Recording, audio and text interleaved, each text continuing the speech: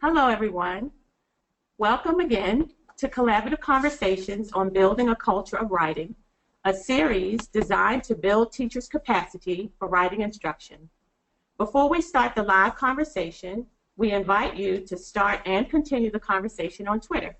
Use hashtag Culture of Writing at Godot ELA to start the conversation. Today is the fifth K-5 session entitled Disciplinary Literacy. In this session, participants will examine appropriate strategies to help students comprehend informational and nonfiction text. In addition, grade appropriate strategies for careful and intentional analysis of text will also be explored. We are so excited to welcome Tamika Thomas and Melanie Lockett as they share research and best practices for supporting students with comprehending and responding to text. Before their session begins, you'll first hear from our colleague, Dee Dee Bunn, from Special Education Services and Supports. Dee Dee will briefly review the principles for Universal Design for Learning in hopes that you'll keep these in mind as you hear from today's presenters and prepare to plan instruction to meet the needs of all students. Dee Dee will return again at the end of the presentation to highlight some of the concepts that will be shared today and to also offer additional strategies. So without further delay, let's begin and continue building a culture of writing. Good morning and welcome. As a part of developing your lesson plans for your students, one of the challenges that you face is planning for a wide variety of students and their learning needs. One framework that's shown a lot of promising success is Universal Design for Learning. Briefly, Universal Design for Learning is a framework that allows the teacher to build strategies and techniques into the lesson plans that not only reduce the barriers that students may experience to instruction, but also provide flexibility in the ways that you can engage students, the ways that you present information to your students, and the ways that students can respond to show their grasp of what they know. In order to provide that flexibility, UDL utilizes a framework of 3 principles that are based in the neuroscience of learning and are the basis for Universal Design for Learning.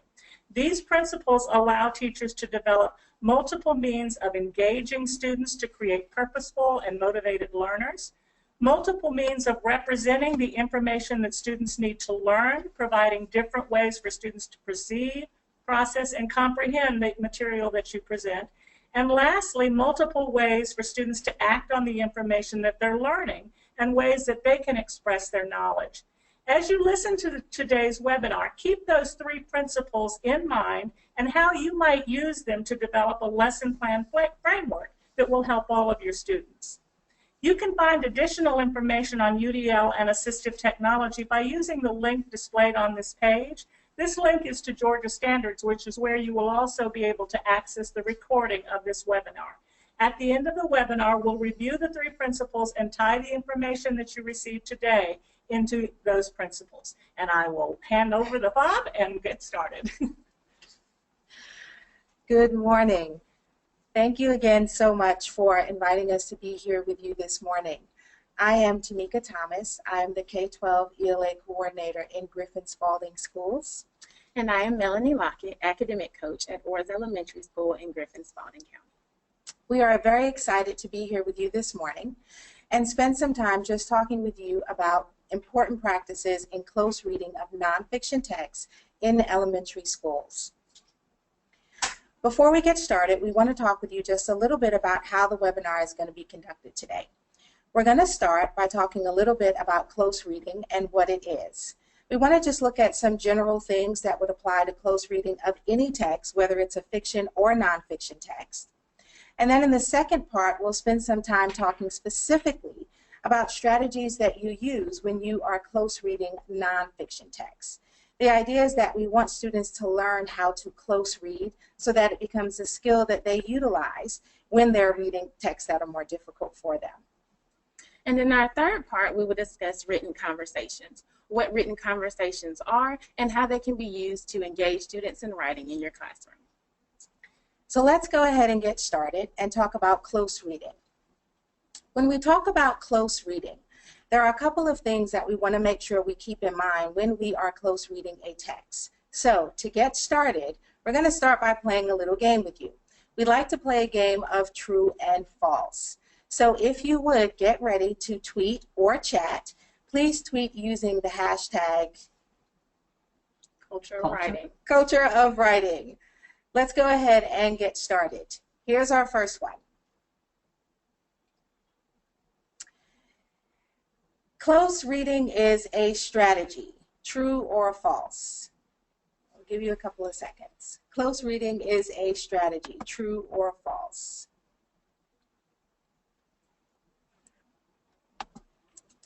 Okay, if you said false, you are correct. Close reading is not a strategy. Close reading is actually a skill. Strategies are the things that we use to help us gain the skills that we need in order to be more effective readers. Let's go ahead and move on to the second one. Close reading is applicable to all text. We'll give you a couple of minutes.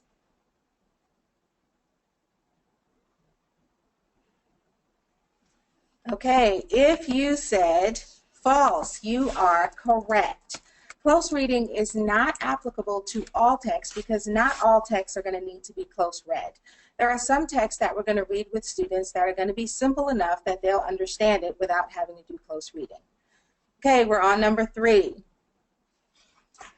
Close reading should be done every day.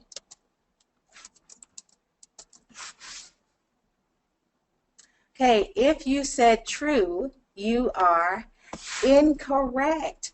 Close reading does not necessarily have to be done every day. Now, if you are reading a text and it takes you several days to close read that text with the students, then that would probably be true. But for the most part, we really would not need to close read every single day. It's something that we want to utilize with specific texts that are going to lend itself to close reading as we work with the students. Okay, we're on our last one. Close reading is the same thing as close reading.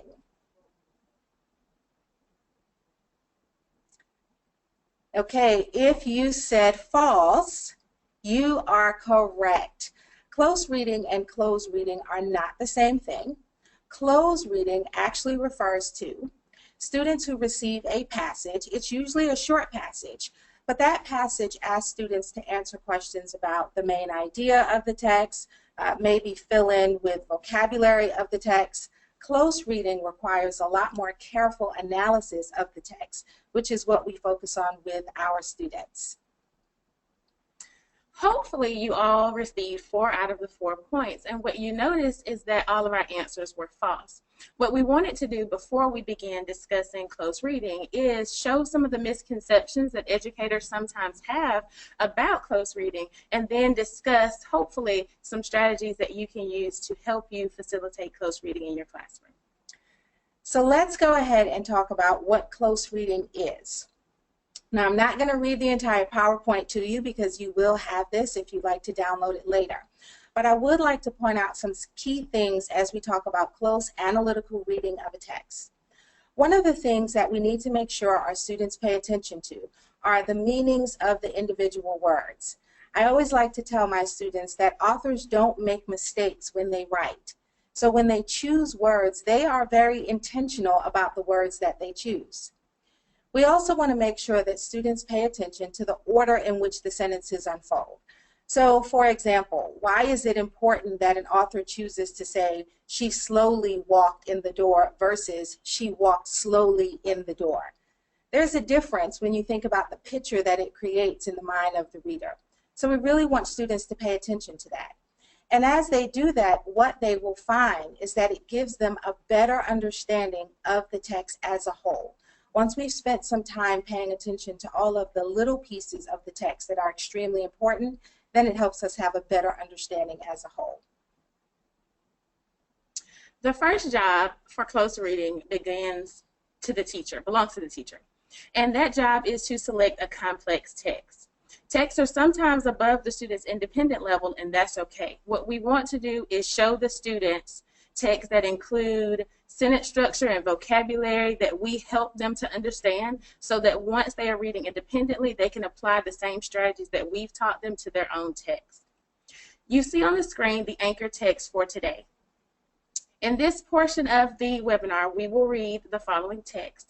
Take about 60 seconds to read the text to yourself and jot down any notes you may think about or any questions you may have. And Melanie and I are going to do the same thing, so we'll let you take 60 seconds to read the text.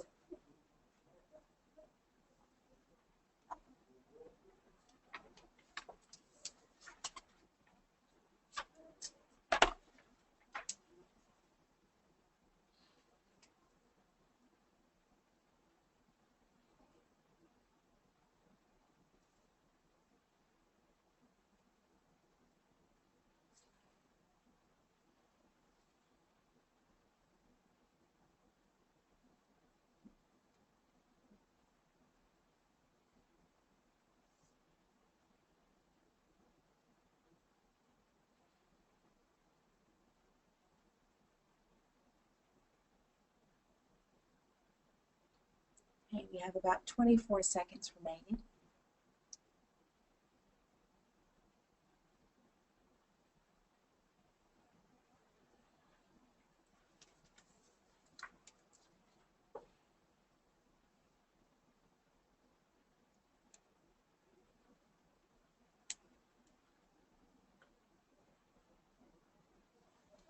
So as we come back, we should have all read the text, and I want you to not be concerned if you didn't have time to read the entire text. As Melanie said, this is the anchor text that we are going to use for this entire portion. You should have taken some notes just about things that stood out to you. What I'd like to point out about this text is that I have actually used this text with first and second grade students. And sometimes we look at a text like this and we think for a first grade student that might be a little bit higher than what they're used to. And you're probably right. But as we're working with the students, we are going to help them to close read this text in a way that's effective. You will probably notice as you were reading the text before you started, Melanie didn't give you a whole lot of information about the text. And there are lots of things she probably wanted to tell you, but she didn't. That's called front loading. We want to be careful with students that we provide very limited front loading of the text. Of course, when you read, you want to set a purpose for reading the text, but you want to be very careful not to have those extended, lengthy conversations about what students are going to encounter in the text. So as we look at our anchor text again, we want to just talk a little bit about some of the things that we might have been tempted to tell our students before they started reading the text. So this is our moment of confession here. Please feel free to tweet in with things that you would have been tempted to tell the students prior to reading the text. And Melanie and I are going to share some of ours with you. So Melanie, why don't you start by telling us what you would have been tempted to tell? I would have been tempted to tell the main idea of the text, what the text is about. Okay, and for me, I would have been tempted to tell the author. I absolutely love Maya Angelou, and I want to tell the students this poem is by one of my favorite authors who ... But we have to refrain from that because sometimes that's not the information that they need up front. What else were you tempted with? I was also tempted to go ahead and give our viewers some of the key vocabulary words that I thought they may struggle with. Okay, and that is one that I struggle with as well. I was also tempted to tell the students, today you will be reading a poem about, and I know I'm not the only teacher who has done this. We'll be reading a poem about a girl who, and then we give lots and lots of information about what you can expect to read in the poem. And then we tell the students to go ahead and read it and tell us something that they notice that's different. The problem with that is that we've kind of already given them everything that there may have been for them to know. So these are just some of the ways in which we front load a text, and here are some other questions. Melanie alluded to going over the words that you don't know. There are often words in text that we read that are going to be unfamiliar. But the question that we have to ask ourselves is, do we always give the students all of the vocabulary up front, or do we give them the opportunity to explore and decide what vocabulary words they're confused about and they need more information about? The second job of our close reading student is to ask themselves some basic questions as they read. We want the students to go ahead and be thinking about questions they may have for the author. So as you were reading the text, what were some of the questions that you asked? Please feel free to tweet and chat in and let us know some of the questions that you had as you were reading the text. We'll give you about 30 seconds to tweet in your responses, and then Melanie and I will share with you some of our responses as well.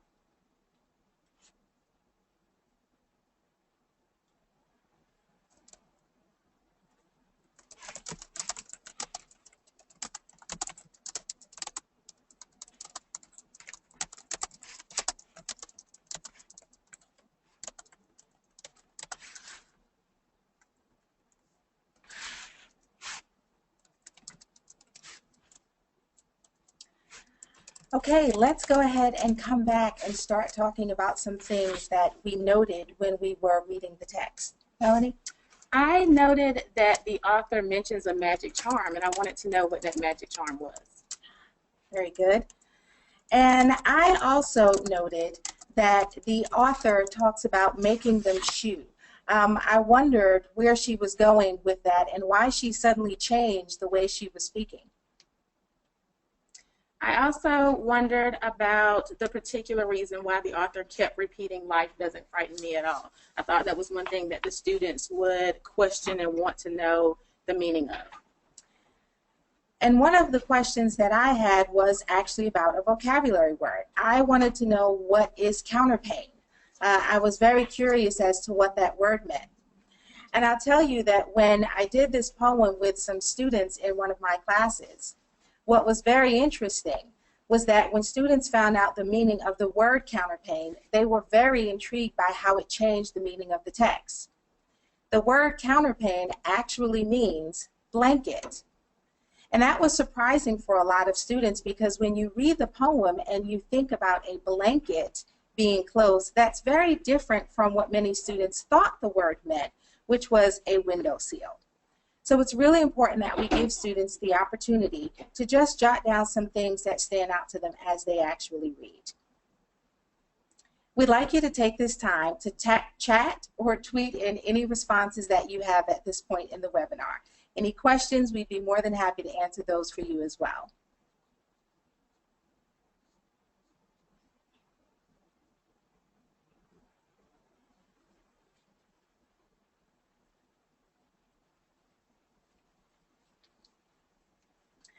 And as you are thinking about those questions that you have, we will stop and pause as we are going through the rest of the webinar, and we're more than happy to answer those questions for you.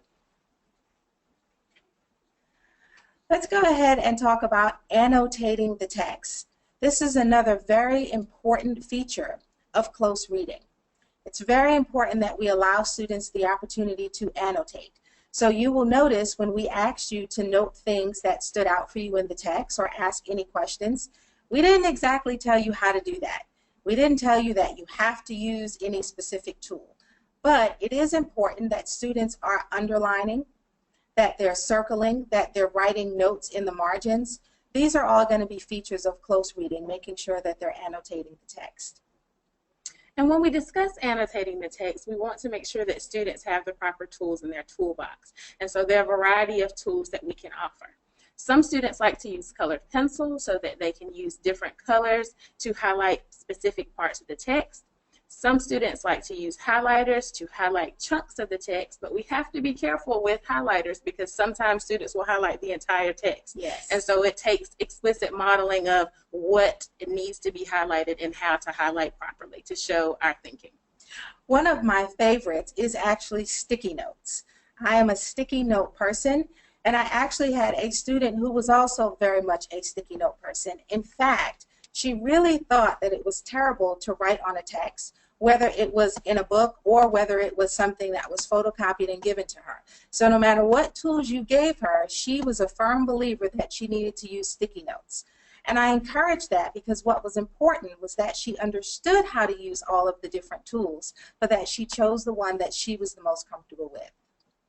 And my favorites are pencils and pens. I like to jot all over any text, any notes I have, any questions I may have for the author. And so pencils and pens are two tools that we can also use to annotate text.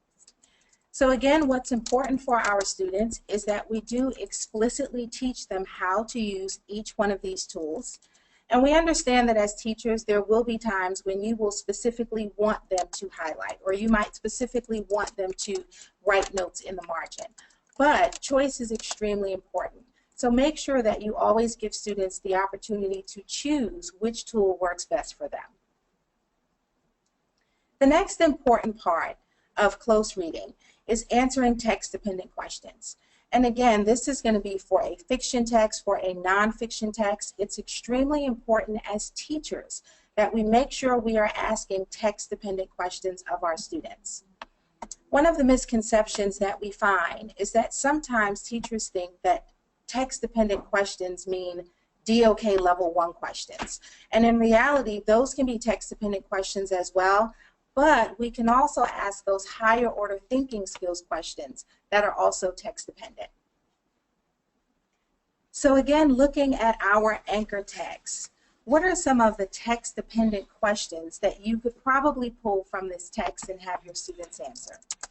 Again, please feel free to tweet or chat your responses. Melanie and I will think about some of ours, and then we'd like to share just a few with you.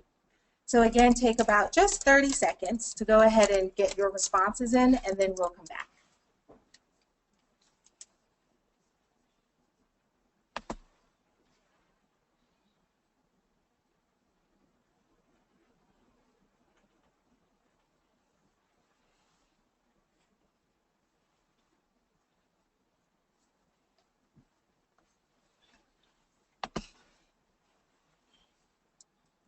We'll come back in 15 seconds.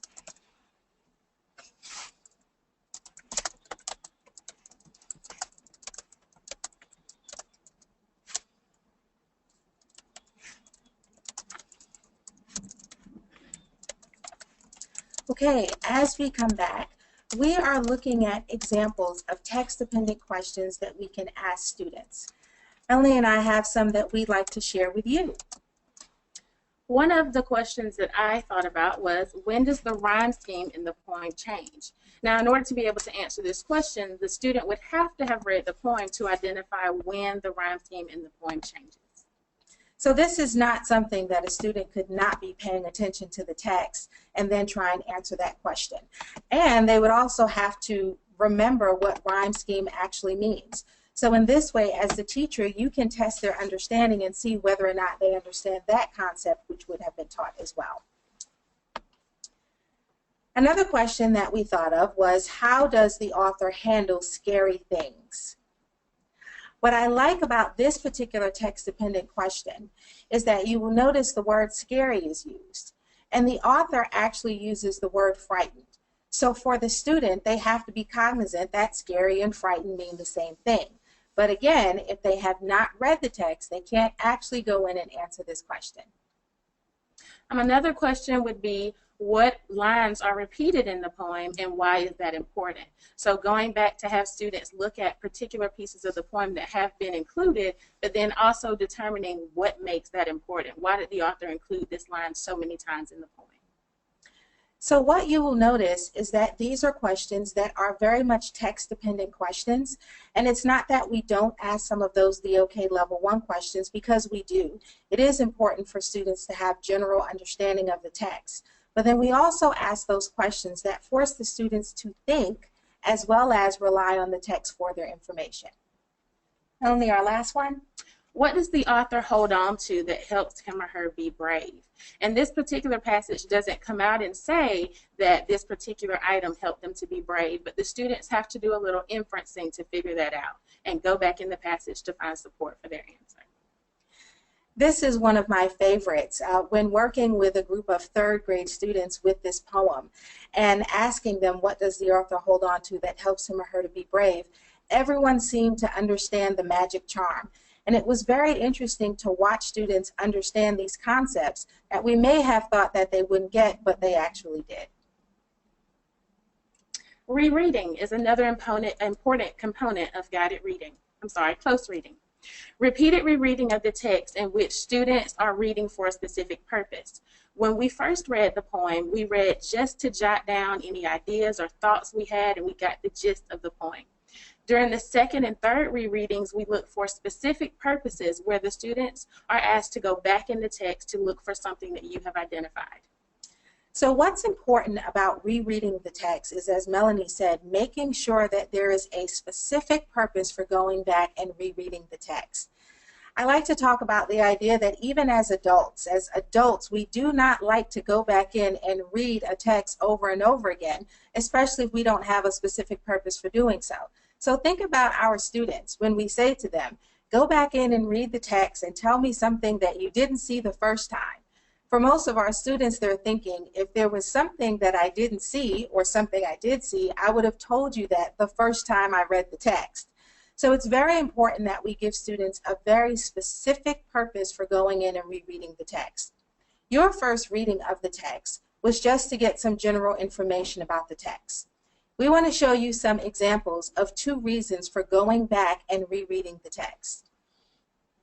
Our first reason is to ask the students to look for any evidence that would support that this text is either written specifically for a girl or specifically for a boy. So now they're going back into the text to look specifically for this purpose. And as they look for this, they're going to have to provide evidence. What evidence do they have that's going to show them that this is specifically for a girl or specifically for a boy? In doing this, it also helps to create a lot of healthy debate in the classroom as the students go back and forth about what is actually supporting a girl and what is actually supporting a boy. So this is also a lot of fun to use with the students. Another text-dependent question that we asked that we would go in a second time, this is now the reading where we're going to ask the students to provide evidence that this could be written for someone other than a boy or a girl, maybe not even a child. So the first reading, we asked you to just look for things that stood out. The second reading, we asked you to look for evidence that it was written for a girl or a boy. And in our third reading, we are asking you to look for evidence that the poem is actually written for someone other than a child. What was interesting was that when asked to do this, again with the 3rd grade class, one student said that this poem could be written for a teacher. And her reasoning for saying that was because she said only a teacher would make reference to Mother Goose, something that we would teach in the classroom. A teacher experiences the new classroom with boys pulling hair, and possibly even someone giving them snakes and frogs. And the magic charm for a new teacher would be the apple. So it was very interesting to hear the responses from students as they looked at how this poem could be for an adult. Now we move into close reading nonfiction text. And we want to discuss some very specific things as we go into nonfiction. So in the first part, we looked at things that we do when we close read any text. Those are strategies that are going to be applicable, as you saw, to a fiction piece of work and also to nonfiction. But as we move into nonfiction, there are some very specific things that we want to look at when we close read a nonfiction text. We'd like you to take this time to go ahead and chat or tweet using the hashtag #CultureOfWriting. Please go ahead and tweet or chat in any questions that you have at this point, and we'd be happy to answer those.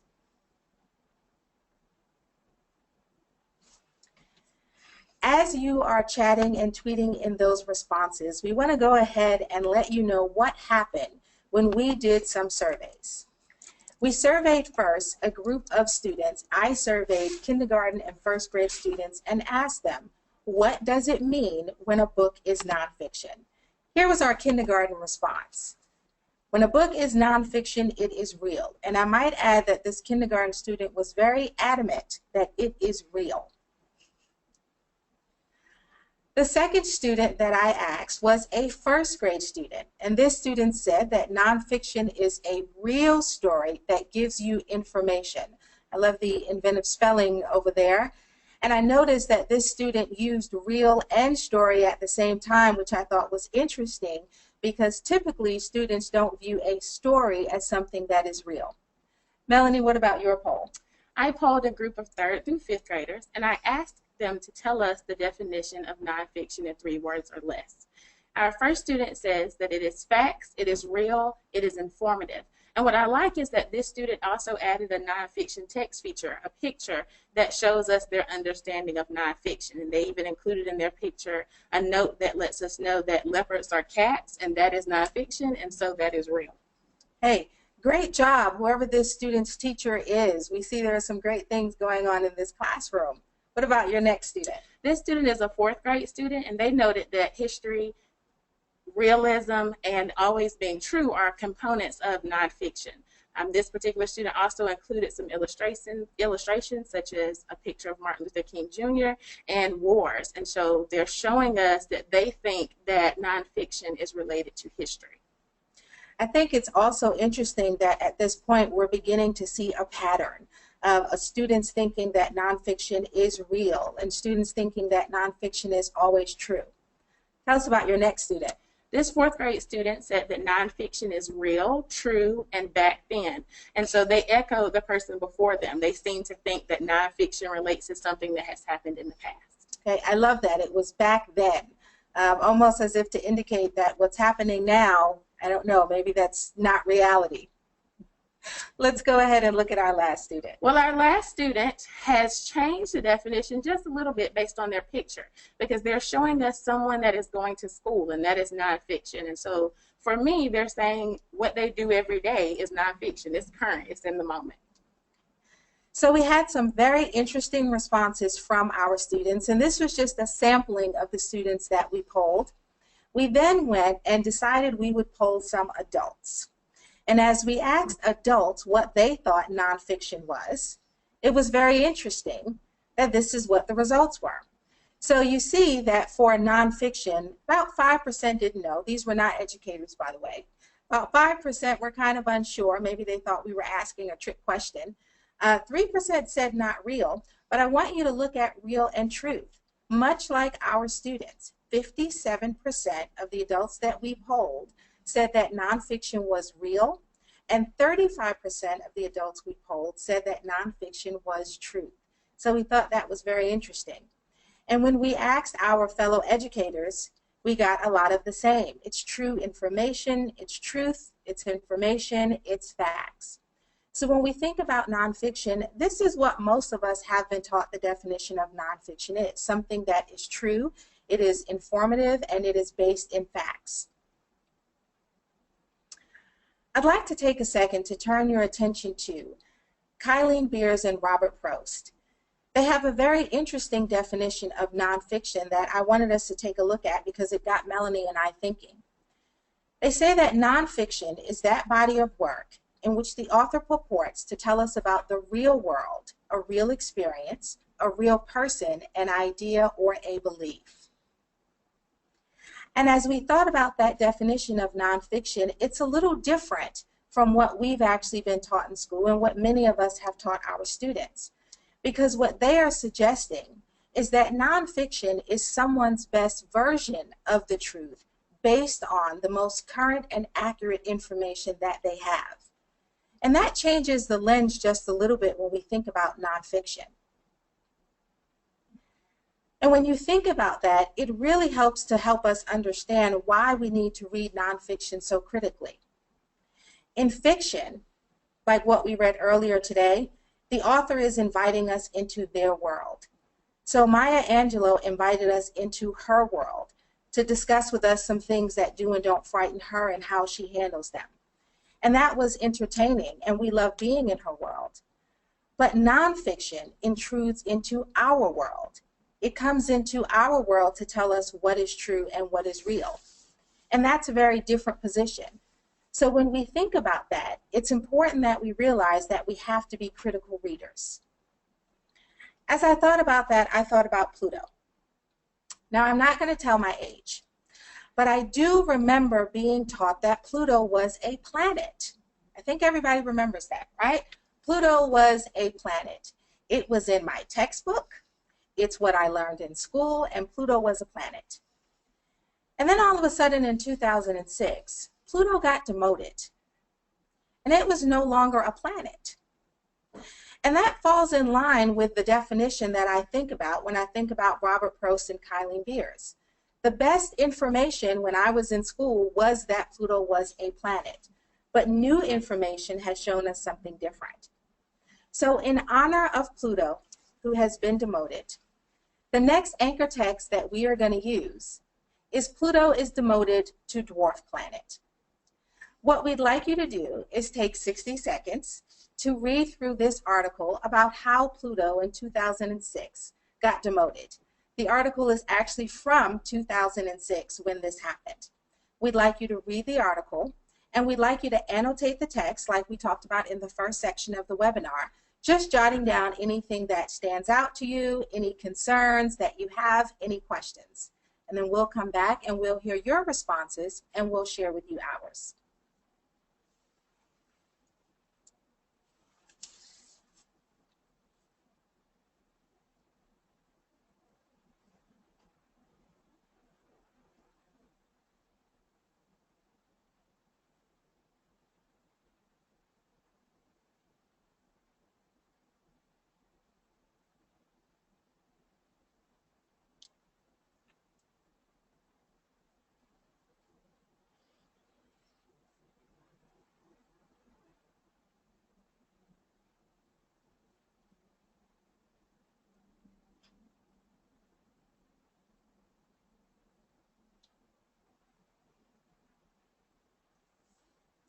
We're going to come back in 14 seconds.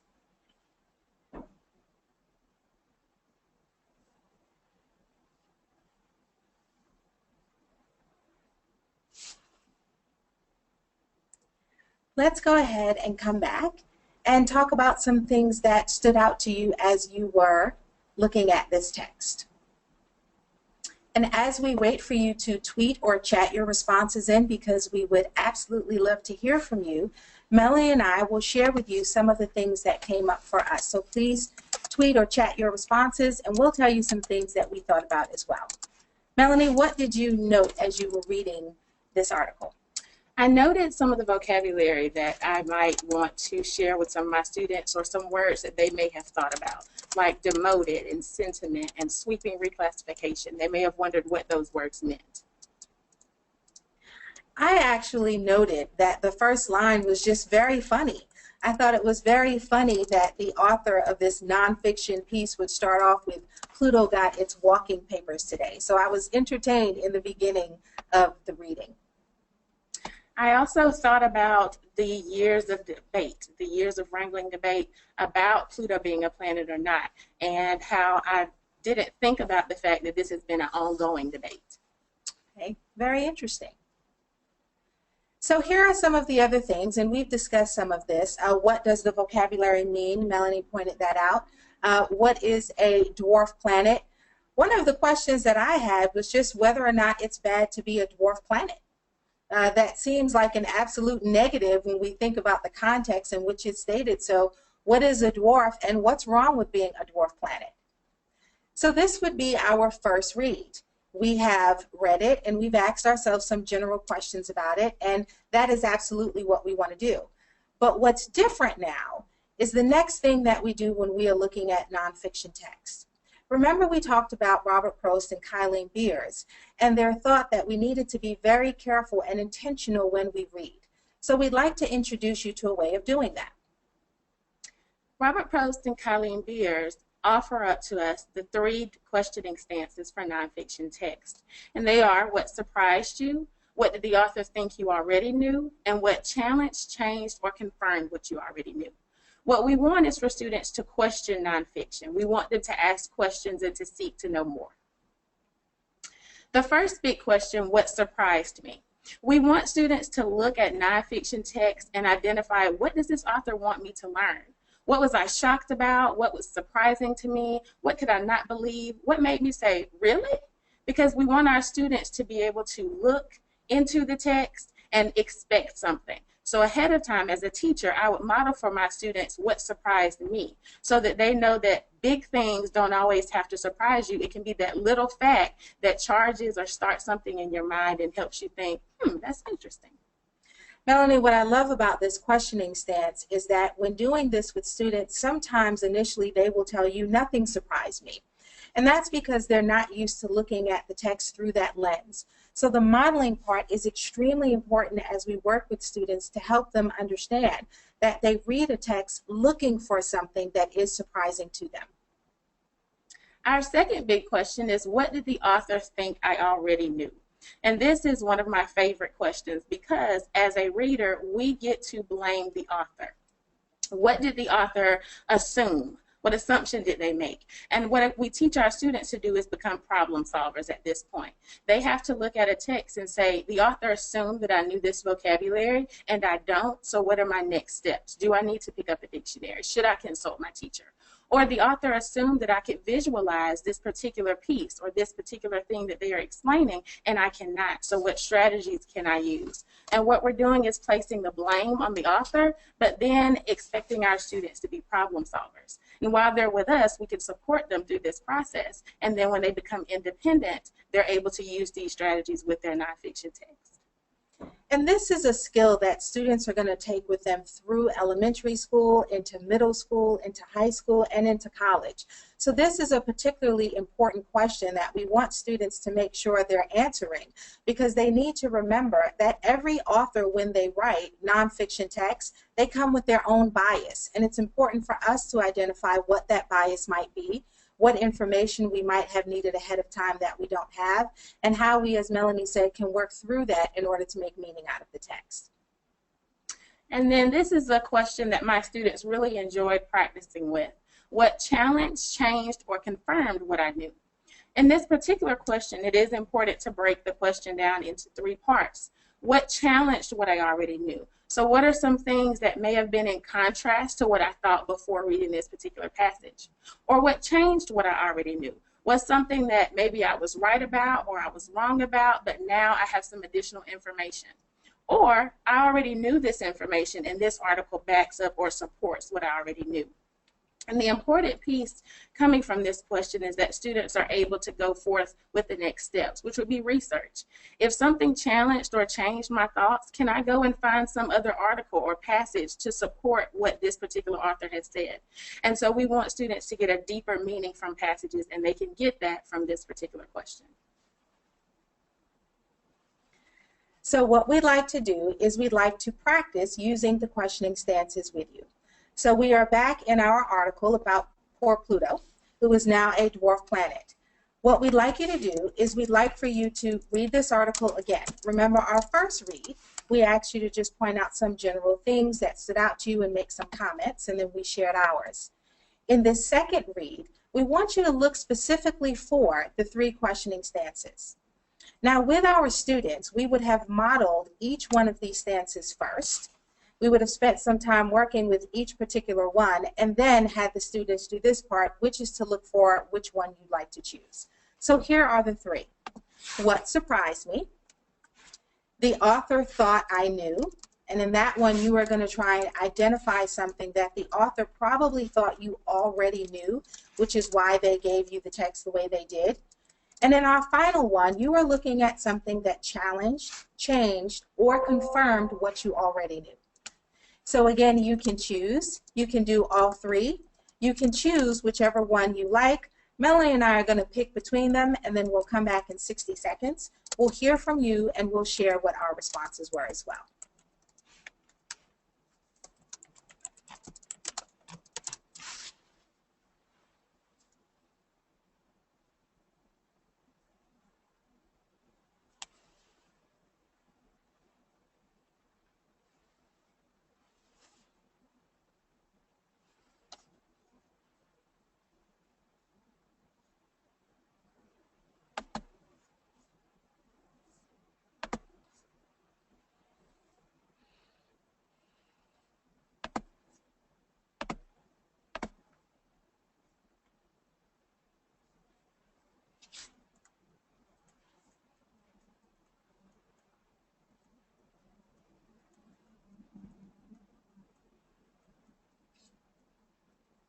I'm going to come back in 20 seconds.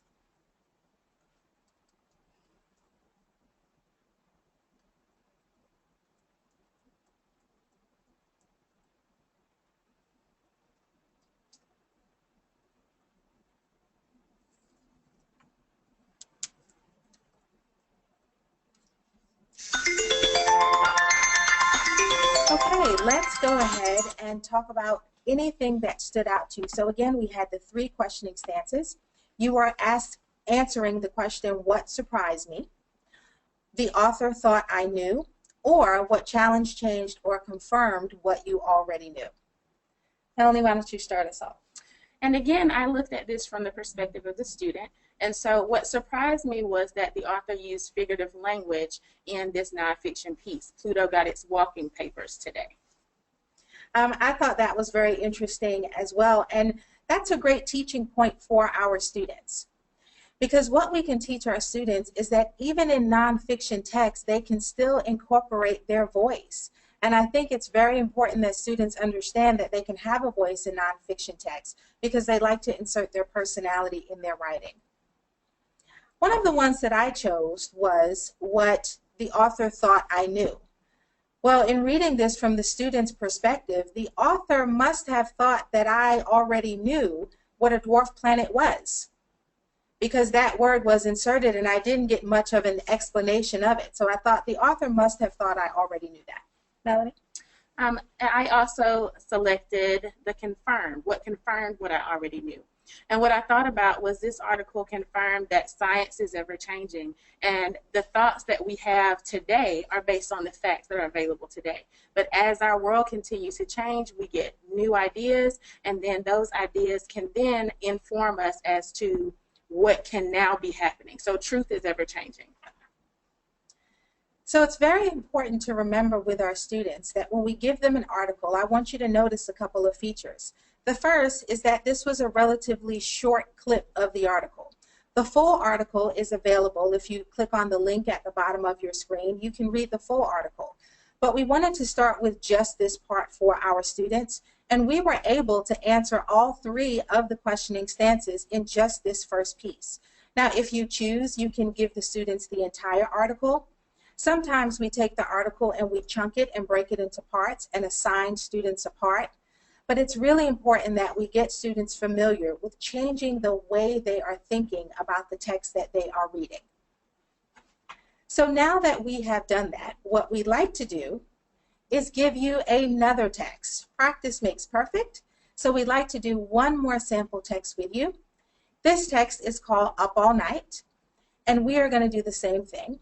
We'd like you to read the text, and after you have read the text and made note of some things that stand out to you, you are going to answer the 3 questioning stances. Again, what surprised me, the author thought I knew, and what challenged, changed, or confirmed what I already knew. So again, in doing this with the students, you want to make sure that you have modeled all 3 of the questioning stances with the students, and then you'd have them do them independently. So take about 60 more seconds. We would love to hear from you. Please feel free to chat or tweet in your responses so that we can see what you are thinking about the 3 questioning stances.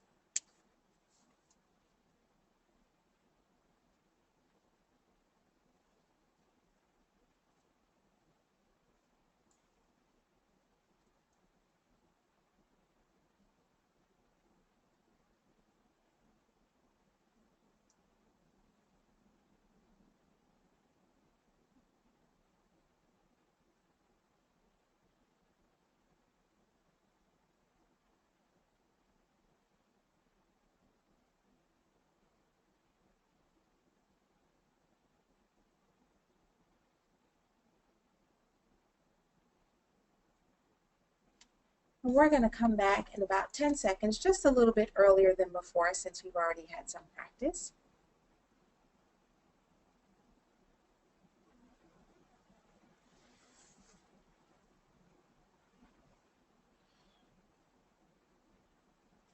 Okay, Melanie and I will share just one of what we chose when we actually read this one. Melanie, what did you choose? It surprised me that so many of our students are going to sleep and they are being exposed to that light from the phone, and they have the phone or some device right there with them. Well, I'll have to confess, I did this one from a parent perspective. And I went with what confirmed. And this confirmed why I am perfectly justified in taking my daughter's devices before they go to bed. So this was an amazing article for me because it confirmed that I should absolutely take those devices and force them to go to sleep and make them wait until the next morning before they get them.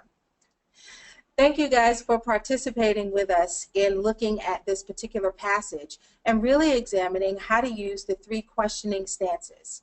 What we hope you see is the importance of our students changing the way they think about what they read. And that's what the questioning stances force us to do.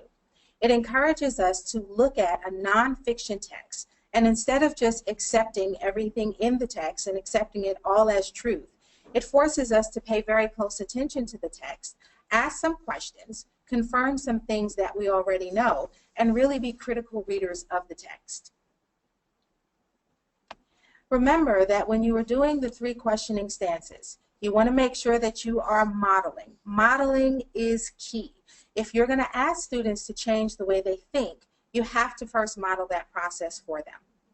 The shared practice is the next part that's going to be extremely important. You have to make sure that you engage with the students, as Melanie and I did with you, give our responses to help model what that should look like, and then share our thought process. And last but not least, we're going to make sure that we give students the opportunity to practice independently. When you give them the opportunity to practice independently, you're able to see more clearly what they do and don't understand, and you give them the opportunity to grapple just a little bit with something that might be more difficult for them. So now we'd like to get to the part where we see our superstar teacher, Miss Melanie Lockett, spend some time working with the students. She's going to explain a little bit to you about what you will see in the video. In this particular video, you will see a group of 3rd, 4th, and 5th grade students who are working with a text about the Titanic.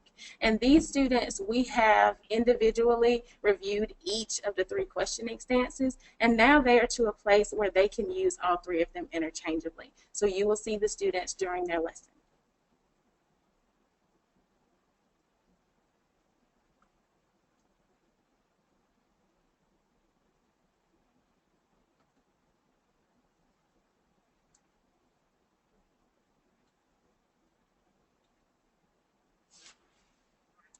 Were there any things that you found that surprised you or maybe confirmed something you already knew, challenged something that you previously thought?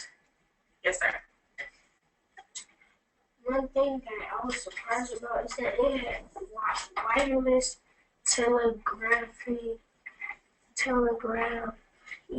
was fairly new and they ships had none. Okay, so why did that surprise you? Because a lot of ships didn't have them, and I never knew that ships could have phones.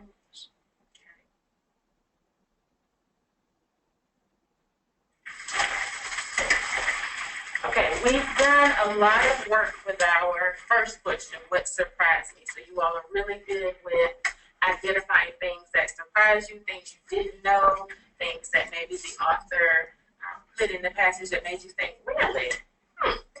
But we need to do a little work here. What does the author think I already know? One second. And with this particular question, you're looking at a few main statements that can help you identify what this author thinks you already know. For example, it says, what do the author think I already knew? I did not know, so there may be something in the article, and don't write anything yet. There may be something in the article that the author wrote that you didn't know, but once you read the article, you now know that. So they assumed, because you are reading this article about the Titanic, that you have a certain amount of knowledge, or you're coming to get a certain amount of knowledge from this particular article.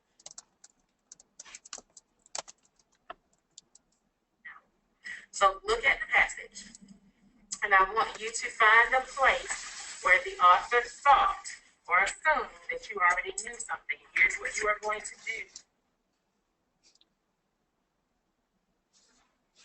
When you find that particular piece, I want you to point to the section with the little arrow here, and I want you to write down, what did the author think I already knew? So you will have your arrow to point to show us what piece of text you are referring to. And then you have your sentence frames over there that can help you think about what are some things maybe that the authors thought I knew, or they assumed, or some things I was confused about where I didn't know.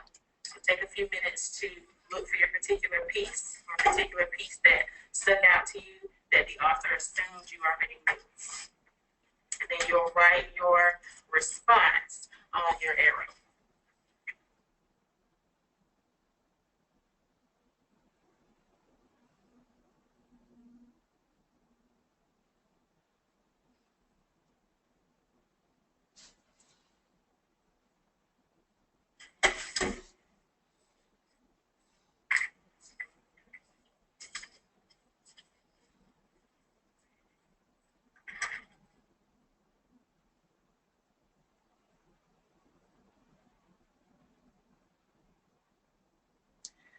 We do apologize. We recognize that there were some streaming issues while we were streaming the video, but it is available for you on YouTube. So if you want to go back and review it, we have included the YouTube link for you, so you will be able to go back and view that video.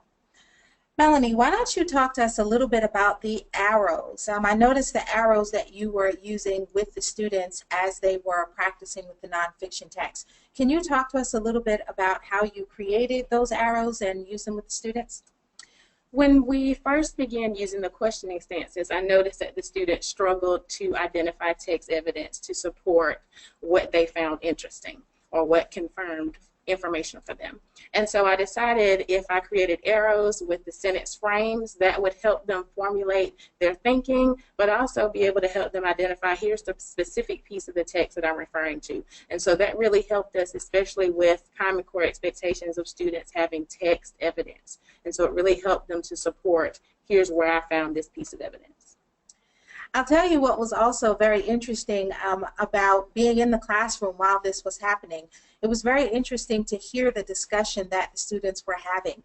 We didn't have enough time to show you the full clip of what the students were doing, but there was a lot of rich discussion that the students had as they were going back in and reading the text.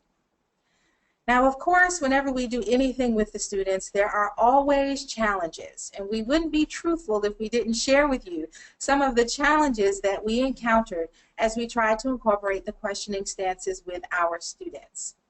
Melanie, why don't you talk to us about some of the ones you encountered? And as I mentioned before, the arrows were used to help the students identify specific places in the text where their answer to their question came from. And so using the arrows really helped the students to be able to identify textual evidence to support their answer. This particular student, the question was, what surprised you?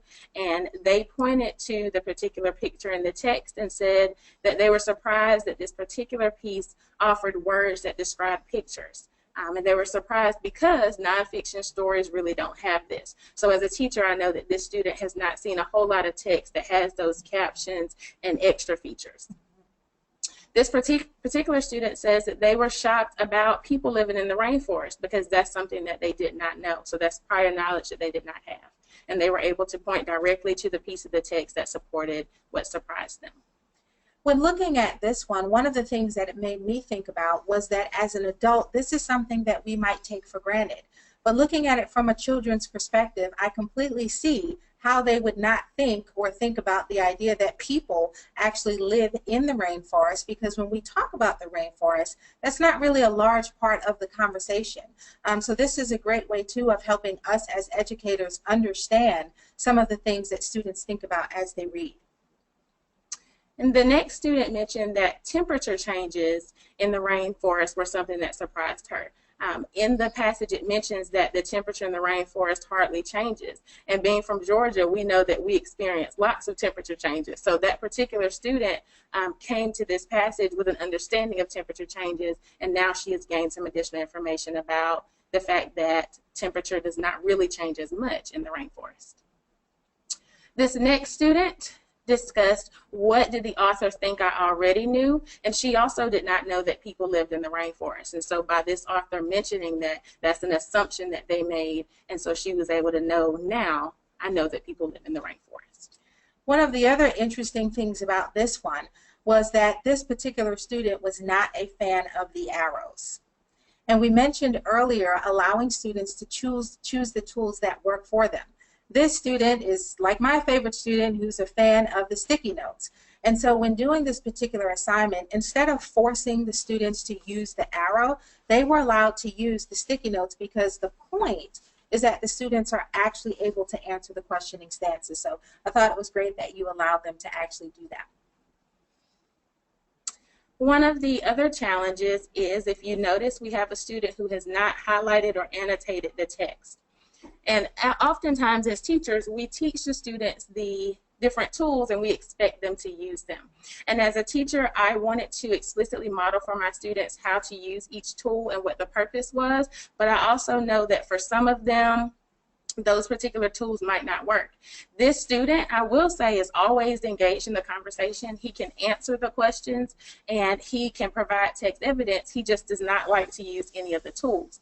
But what gives me comfort as a teacher is I know that he has been taught how to use them, and at the point when he feels comfortable in using those tools or needs to use those tools, I know that he has them. The habits of mind are extremely important, and I love showing this because what it reminds me is that we have to remember that as educators, our job is to expose them. We expose them to the skills, we expose them to the tools that they can use, but we have to accept the fact that not every student is going to be on board when we begin doing it. Melanie and I have confidence that this student, before the end of the school year, will start using the questioning stances tools and the highlighters that we have provided for him. Now let's talk about kindergarten. So we had this idea that in using the questioning stances, they seem to be geared towards the upper grades.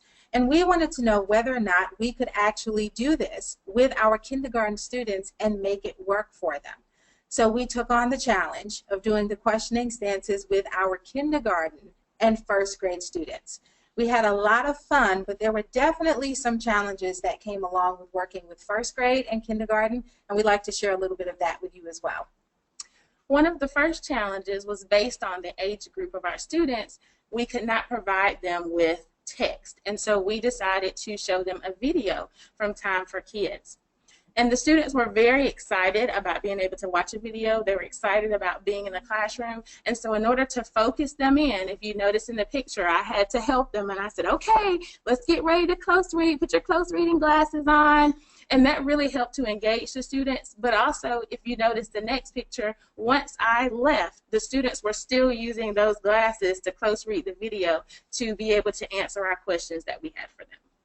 It was really important that when we talked about close reading, we made sure that we didn't just focus on a text. You can close read a picture, you can close read a video, and when you're dealing with kindergarten and first grade students, especially in this group where there's a mixed ability, when you use something like a video, it makes it accessible to everyone. The students had a great time watching the video. And the next thing that we had to do was change the questioning stances. Melanie, why don't you talk about that a little? So I wanted the students to be able to answer what surprised me. And so I changed that question to, oh my goodness, I did not know that. And that really got the children engaged. And then I wanted the children to be able to tell me what they already knew based on what they watched in the video. And so we changed what confirmed, challenged, or changed your view to I knew that. So the students were able to either tell us what they didn't know or what they did already know. The students had a great time doing this, and we were very pleasantly surprised that once we gave them the challenge, they actually rose to the challenge of answering the questioning stances. So we wanted to show you some samples of their answers to the questioning stances. Why don't we talk about these, Melanie? This particular student, student number 1, said, I did not know about the frogfish until today. So they were able to communicate with us what they did not know. And the second student is probably my favorite of the day, and this student said, I did not know that there was a frogfish, and I did not know it had a fluffy tail. And this particular student included the fluffy tail in their illustration, and they pointed to it for us. Yes, you'll notice the arrow pointing to the fluffy tail. They wanted to make sure that you saw that. And as we discuss writing, it is important that our students match their words and their pictures. And so these students did a really good job of showing us in words and in their illustrations what they were able to learn from this particular video. One of the things that this confirmed for Melanie and I is that it's very important that we challenge the students. When looking at the questioning stances, it was very easy to think this might be too difficult for our kindergarten and first grade students and they might not be able to handle it. But with just a little bit of tweaking of the words that were used and making sure that we explained and modeled, the students were able to handle it. Now, they're not going to be as sophisticated in their responses as what you would expect from 3rd, 4th, and 5th graders. But remember, what we're doing is we're focusing on habits of mind. And we want to get students to start to change the way they think about what they're reading. And if we can start that process as early as kindergarten and 1st grade, just imagine the possibilities by the time they reach middle school. What we'd like to leave you with in this section is another quote from Kylene Beers, who says that perhaps we have a better opportunity at holding on to that skeptic's eye if we remember we aren't guests in the author's world. He is a guest in ours. As we teach our students to close read nonfiction, we want them to remember that it's okay to examine a text, to disagree with something they're reading in a text, to ask more questions about what they're reading in a text, and to be excited when something has been confirmed that they thought they already knew. And our third portion will be about writing and reading, making that connection between the two and how written conversations can help us to engage students in writing about their reading. When we talk about written conversations, we want to first start by pointing out that this is not actually something new. So I want you guys to go down memory lane with me just a little bit. This might look familiar. When we think about written conversations in classrooms, some of us might remember this. Do you want to go out with me? And of course, on your note, you had to have yes or no, and you had to circle which one. And while that was going on, you also had the student on the other side of the classroom who was trying desperately to get their homework. And so their note looked something like this. Did you do your homework last night? Can I copy it? And although that was a primary concern, we were still on the other side of the room trying to figure out whether or not we were going to make this love connection, and really begging because we really, really want this person to like us. And we finally figured out in our other conversation that maybe we don't have the homework and we're not going to get it, and so we should write a note to our teacher letting her know that we don't have the homework. And typically in these written conversations, the person who had the last piece of the conversation was usually the teacher when she wrote the note to your parent, letting them know that you were being disruptive in class. This is written conversation that we might be familiar with, but not quite as constructive as we might need it to be. Janice Statton, in the 1960s and 1970s, taught school for students who were deaf. And one of the things that she focused on was giving them another way of communicating. So she allowed them to use written conversation in the classroom. They would write notes to each other. They would write notes to her. And in this way, it was another way of helping them to communicate with each other and with her. And then Nancy Atwell came with the middle, reading and writing with adolescents. And in this particular book, she furthered the discussion about written conversation and showed us how to use this in a more mainstream way in our classrooms with students. Well, then we have Smokey and Elaine Daniels, who in the Best Kept Teaching Secret written conversations do a great job of furthering our discussion of written conversations by giving us a multitude of ways that we can conduct written conversations in the classrooms with our students. There are lots of different types of written conversations that we can use with students. One of my favorites is writing around the room.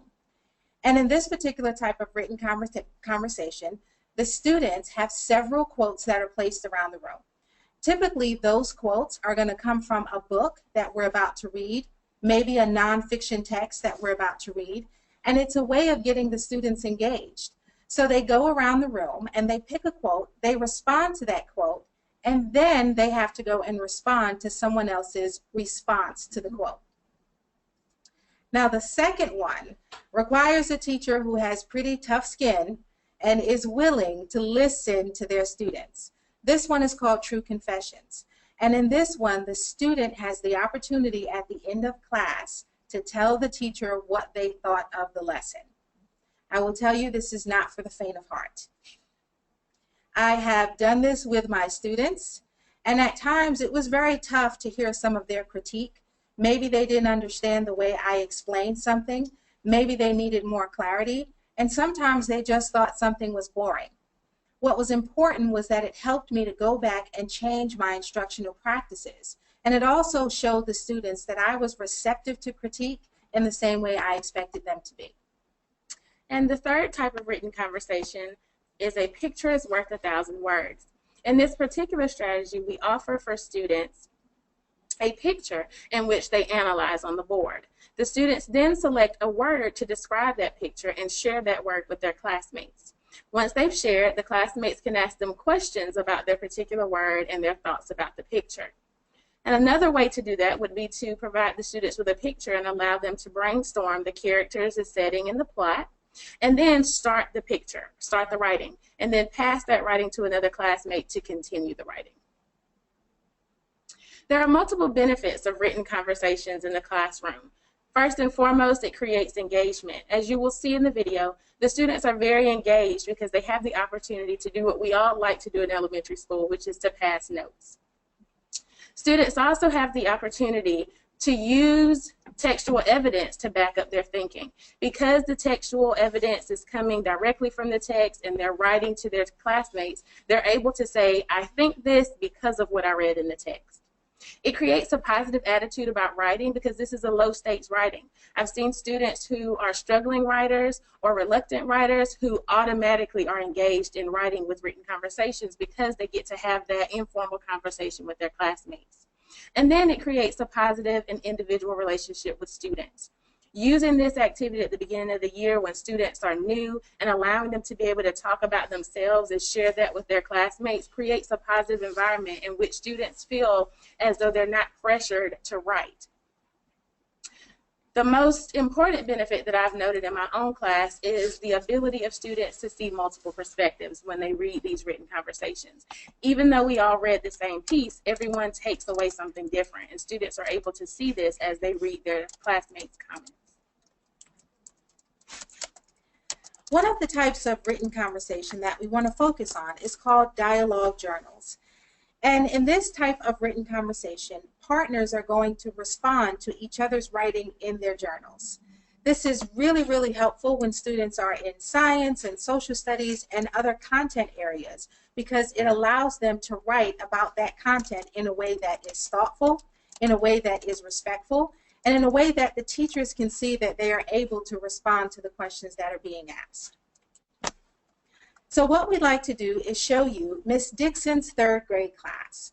I want to preface the video by letting you know that Miss Dixon has been working on written conversations with her students since the beginning of the school year. So what you are seeing is a result of students who have had this modeled for them. They have practiced it, and they are very, very familiar with written conversations and what it needs to look like in the classroom. Please feel free to tweet any questions that you have as you are watching the video, and we will answer them at the conclusion of the video.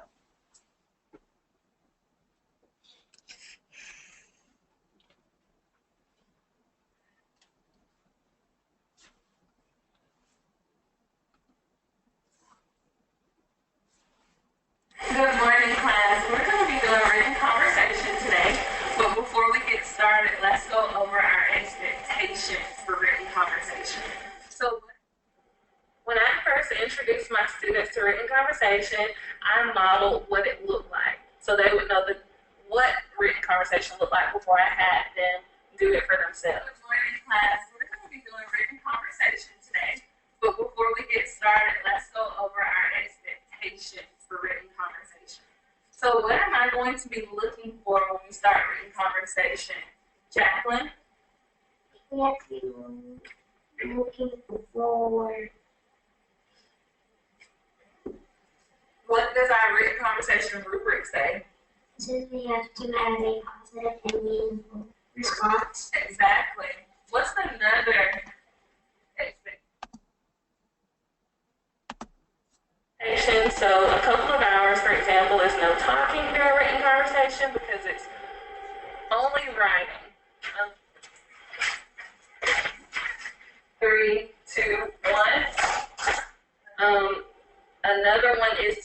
stay on topic. And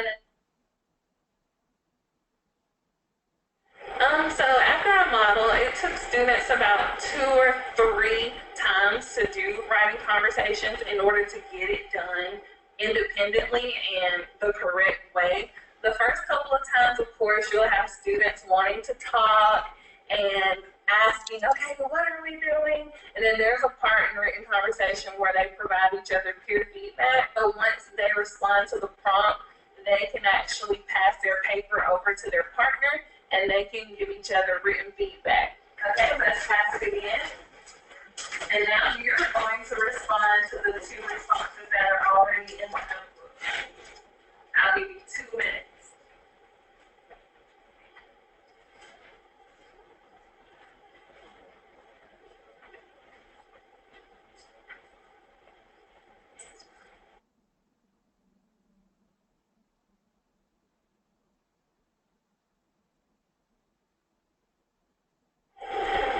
That I can incorporate written conversation in all of the subjects that I teach, ELA, science, math, and social studies. And I also like that it encourages my students to become better writers.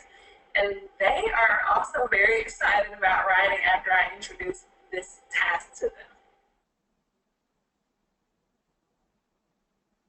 Hey, thank you so much for watching Miss Dixon as she did written conversations with her 3rd grade class.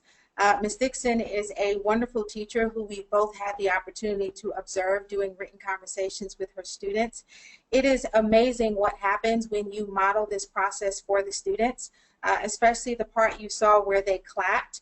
That is the way they come back and transition and get ready to switch to another partner. And it's amazing to see what happens when you actually spend the time modeling for your students. So as you are embarking on doing written conversations with your students, please remember that this is a result of modeling, shared practice, and independent practice that started in August of the school year. And the more time the students spent doing it, the better they became in the end. Melanie, did you want to add anything? I think the students really enjoy the written conversations in this particular classroom because, as Ms. Dixon noted, it can be applied in all content areas. And so the students are used to doing it in not just ELA, but all across the curriculum. We wanted to include for you 2 of the things that she had. These are some of the rules that she was going over for written conversation with the students. All of the students have this. They get it in the beginning of the school year. They are familiar with it. And then they also have the rubric, which you heard some of the students referring to some of the pieces on here. So in this way, the teacher is able to monitor what the students are doing. The students can receive the rubric and they can monitor what they are doing themselves. And it creates a community of involvement and engagement where students are comfortable writing. And it's not this negative thing that they find themselves doing. We wanted to end with just 2 quotes from the students about written conversation and what they thought. One student said, "If someone is working when you're writing, you won't mess them up when they are thinking." This was a 3rd grade student's response on written conversation. And our other student, the student said, "A person doesn't have to figure out what you are trying to say. You can just write it and it's way easier."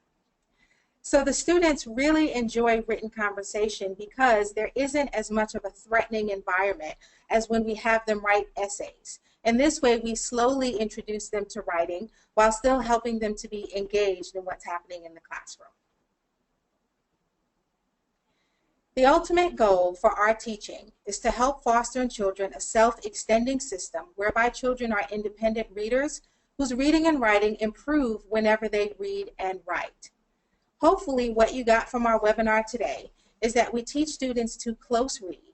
And as they close read, they can take that close reading and use it to help them write in an environment that is non-threatening so that they can extend their understanding of what they're reading.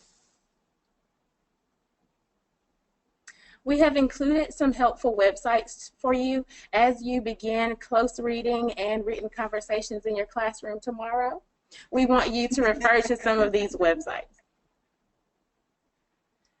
Okay, and if there are any questions that you have, we are more than happy to answer those questions. So you can still tweet or chat in your questions that you have for us. And we'd love to continue the conversation. We have included our information, our email and Twitter handle. So please continue the conversation with us about close reading of nonfiction text and written conversations. Well, I'm back. This was absolutely marvelous. There was so much in here that fits just perfectly into the principles of UDL.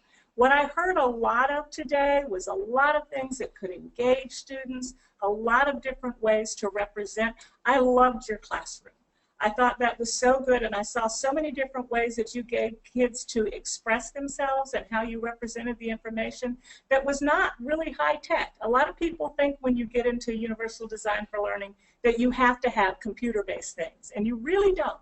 You know, a lot of it is how you present the information, the tools that you give them that are low touch. You know, you were talking about sticky notes, and sticky notes are one of my favorite things too. So I just, you know, they're really good. But what I'd like to do is kind of go back through to some of the things that you talked about and split them up into the engagement area and the representation and action area so that they can kind of get an idea that, yes, what we talked about is UDL. When you talk about close reading, I thought, close reading not being a skill, but not being a strategy, but being a skill. What do students want to know about a poem? You know, that's a way to get them really engaged in it. You know, it's funny because when you talked about not front loading, I was always taught, you know, you want to front load because it helps with comprehension and it does all these other things. But I can understand what you're talking about, especially with the questions and the skills that you're wanting these students to do in close reading. You know, you're wanting them to form their own thoughts and expectations and what they do. So, you know, the choice of the tools that you built in for the annotation was really something that gives a lot of choice for the kids. You know, when you talked about the young man that didn't like the arrows and preferred the sticky notes, that's something that can be a very motivating thing. If you had pushed him to do the arrows because that was the only thing that you had, you may have had a child that decided to shut down because they didn't like to do the arrows. So just a little choice like that can really build a motivated learner and an engaged learner.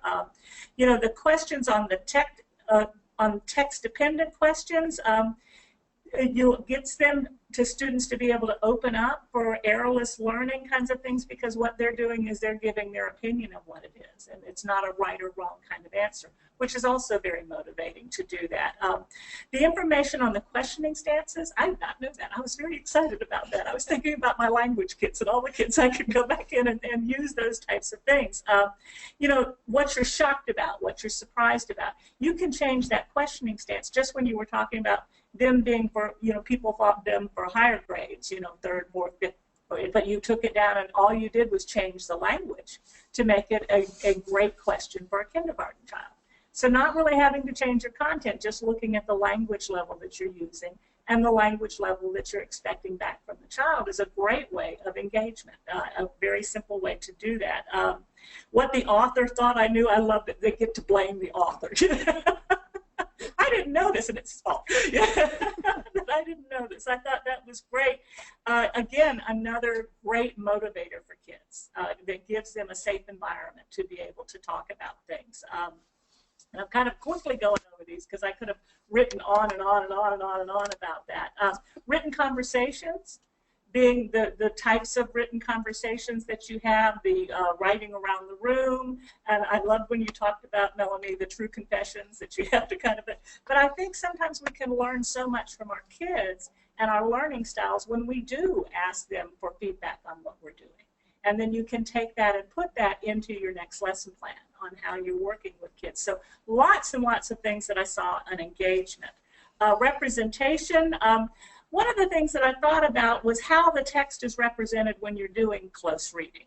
You know, how can we eliminate the reading barriers if you have a child that can't decode and can't read that information? It can be the same text. You don't have to go in and change that text, but you might pair them with a child that is reading on grade level, and he can read with them and they can read together, and that will allow that child to access that text. You can put the child on a mobile device or on a computer that has a piece of text reading software so that they can read that and get past that issue of decoding.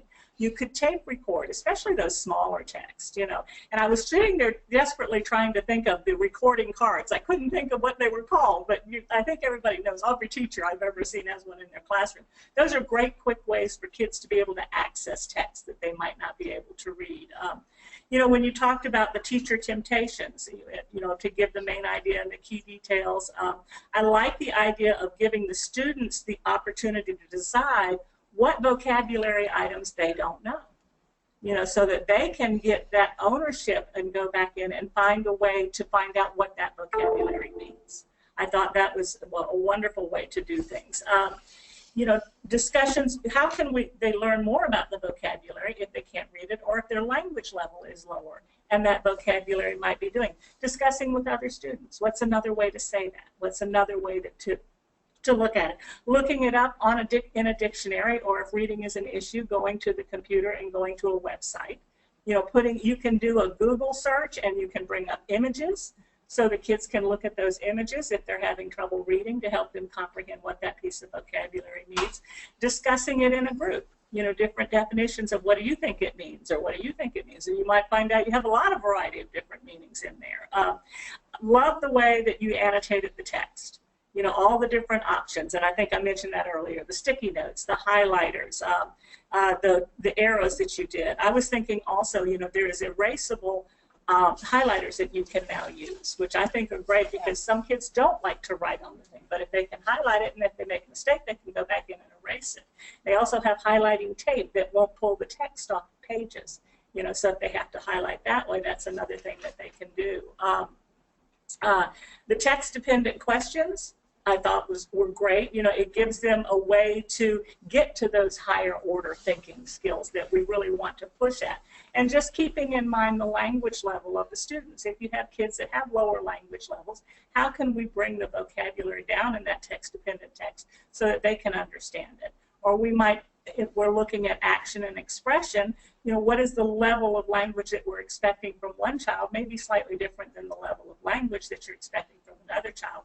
But that child that has the higher level language will be modeling for that child that has the lower level language. So putting them together and being able to let them talk about it at their language level can help bring all of them up as when they're working through things. You know, like I was thinking about rhyme scheme. And I was thinking, okay, how many kids know what rhyme scheme is? And, you know, it can be very different, but having kids say that and how they can handle it are good examples of ways you can use different vocabulary levels to do the same thing when you're in there. Doing the specific purposes to read and reread the text.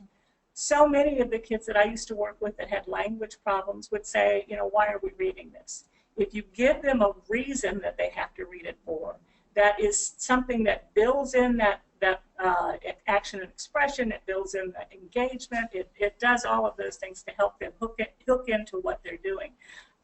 Your example of nonfiction, I love when you said, you know, what is nonfiction? And, you know, the kids were writing that it was real, but also you had that one child that used the graphic and then tied that back into the vocabulary term of fluffy tail, which I thought, oh, that's so cool. You know, because you're giving her a different way to represent it, you know, that shows that she does grasp that concept and what it is, you know, without having to push her into language levels or reading levels that she's not there yet, you know. The questioning stances, again, I thought those were absolutely wonderful in being able to do that. So this whole thing was just chock full. One of the things that I will say is that what I saw most of in here is engagement and representation. And you can take that and move that representation over into how kids act on it and how they express it. But remembering when you're looking at designing for UDL, it doesn't mean you have to put all three principles in at once. You know, pick one that you're comfortable with. Pick one that works real well for you, and then you can start building as you're looking at your lesson plans, especially if you're getting feedback from your kids on how that works. So great ideas in here. Okay, thank you. Mm-hmm. I think we're there. Oops, I go too far. There. Thank you, Dee Dee. Before you leave us today, we'd like to share 2 additional professional learning opportunities. The first is the National Writing Project will host a summer institute at Kennesaw State University, and the application deadline is approaching. It's actually March 3rd, And as you see, they have some pre-workshops in April, and then the official workshops you see here begin in June. So we'll also send you a link. It's here in the PowerPoint, but we'll send a link for you to register and get some additional information.